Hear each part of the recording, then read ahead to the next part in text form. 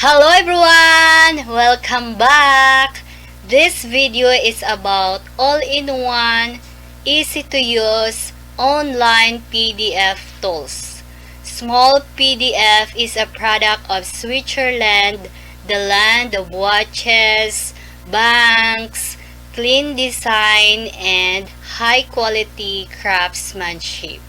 Let's start to our tutorial about all-in-one, easy-to-use online PDF tools. First, just go to the website smallpdf.com. So, this is the website of smallpdf.com. It has 21 tools to change the way you work. Next is the tools and its functions. So this is the different tools. Convert and compress. So it can reduce the size of your PDF without losing quality. PDF converter. It can convert from Word, from PowerPoint, from Excel to and from PDF. Split and merge. Split PDF.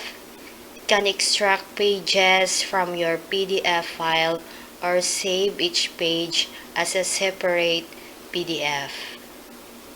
Merge PDF, combine multiple PDFs into one unified document. View and edit. So you can edit the PDF file. You can add text, shapes, images, and freehand annotation to your PDF file. PDF reader, display, print, and share PDF online.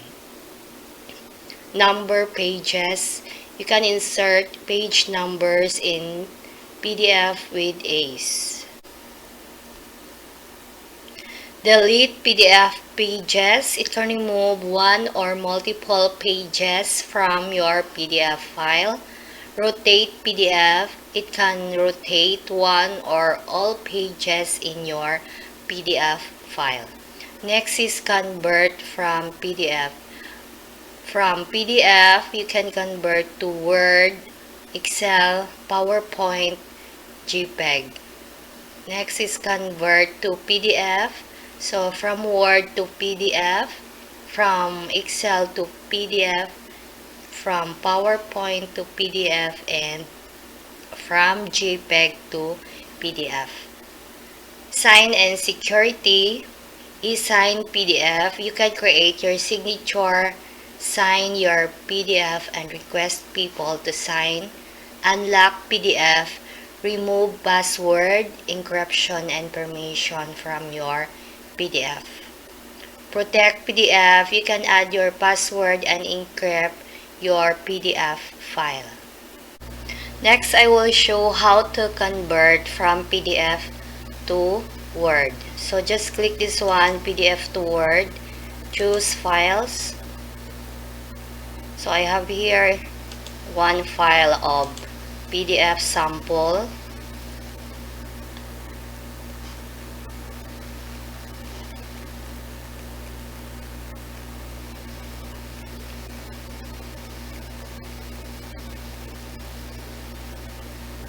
So convert to Word, just click and choose option. Then you can download the file. Just click here. Or you can save to device. You can save to Smallpdf Pro. Save to your Dropbox, save to your Google Drive. Or you can also copy the link and you can send the link to the people you wanted to receive the file. So now we will open the file.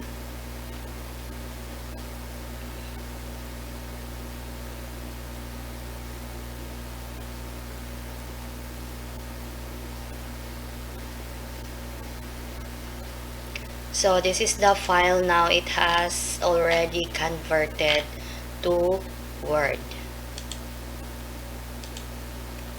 Next, we will try to convert from PDF to PowerPoint. So choose file. So I will use the same file.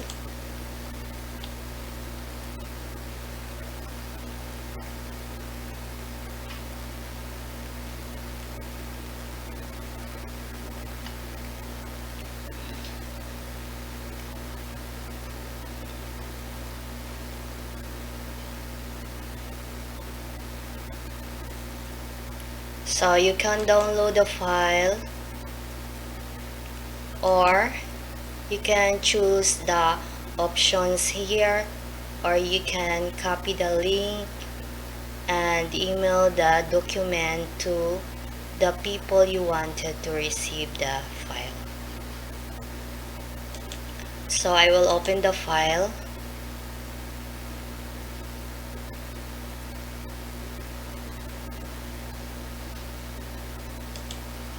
So this is the file now. It has already converted to PowerPoint.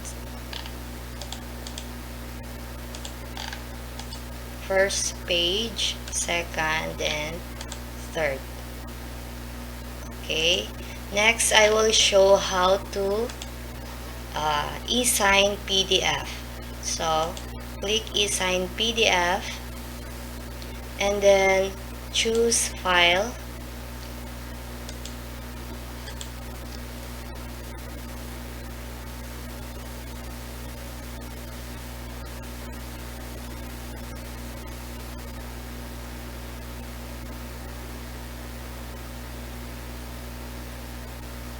Okay, welcome to the new ESign. So click Next. Quick and easy document signing. So create your signature or initials and sign documents professionally. Next.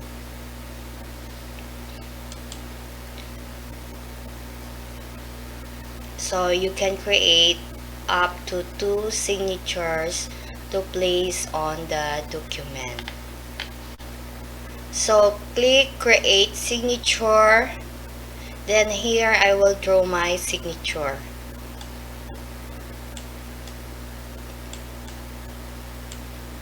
Then click create.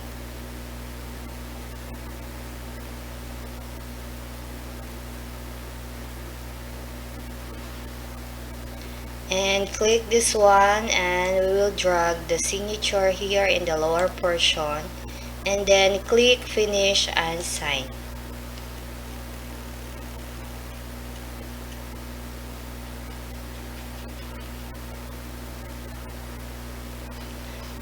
So you can download the file, or you can choose the options here, or you can copy the link.